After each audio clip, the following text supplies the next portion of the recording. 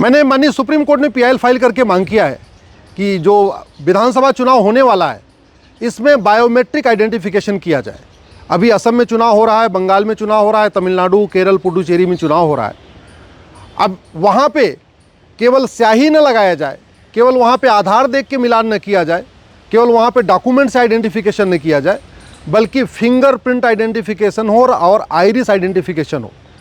बहुत सारे polling booth पे लोग आते हैं, अपना आधार लेके आते हैं या अपना वोटर आईडी लेके आते हैं, उनकी फ़ोटो मैच नहीं होती है और जब उनको कोई रोकता है तो फिर वहाँ विवाद बढ़ता है, झगड़ा बढ़ता है। उसका एक ही समाधान है कि वहाँ पे बायोमेट्रिक आइडेंटिफिकेशन हो और आँखों का आइरिस आइडेंटिफिकेशन हो।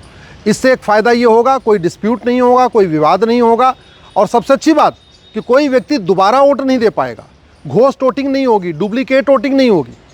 कई जगह पोलिंग बूथ पे ऐसी बातें भी आती हैं कि महिलाएं आती हैं और अपना वो चेहरा नहीं दिखाती हैं, इसलिए वो महिला है या पुरुष ये कंफर्म करना बहुत मुश्किल हो जाता है।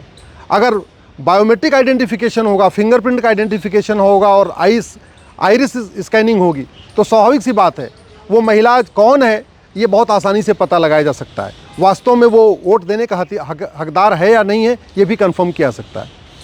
असम के चुनाव में और बंगाल के चुनाव में पहले भी बहुत ऐसी घटनाएं आ चुकी हैं कि बहुत बड़ी संख्या में लेडीज़ आई, उन्होंने अपना चेहरा नहीं दिखाया, इसलिए जो वहाँ स्टाफ था उसको डाउट था कि ये महिला है कि पुरुष है।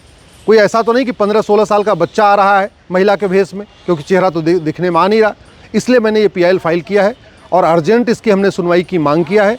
मैंने आग्रह किया माननीय सुप्रीम कोर्ट से कि जिन 5 राज्यों में विधानसभा चुनाव हो रहा है और ख़ासतौर पर असम, बंगाल जो बॉर्डरिंग स्टेट है, जहाँ इस तरीके की घटनाएँ ज़्यादा होती हैं, जहाँ पे घोस्ट वोटिंग ज़्यादा होने के चांस रहते हैं, जहाँ डुप्लीकेट वोटिंग ज़्यादा होने के चांस होते हैं, जहाँ घुसपैठियों के वोट देने के चांस होते हैं, वहाँ पे आधार आइडेंटिफिकेशन किया जाए, फिंगरप्रिंट की बायोमेट्रिक लिया जाए और आइरिस आँखों की स्कैनिंग करके भी इसको कंफर्म किया जाए, उसके बाद वोट देने दिया जाए। ये व्यवस्था हमारे पास है।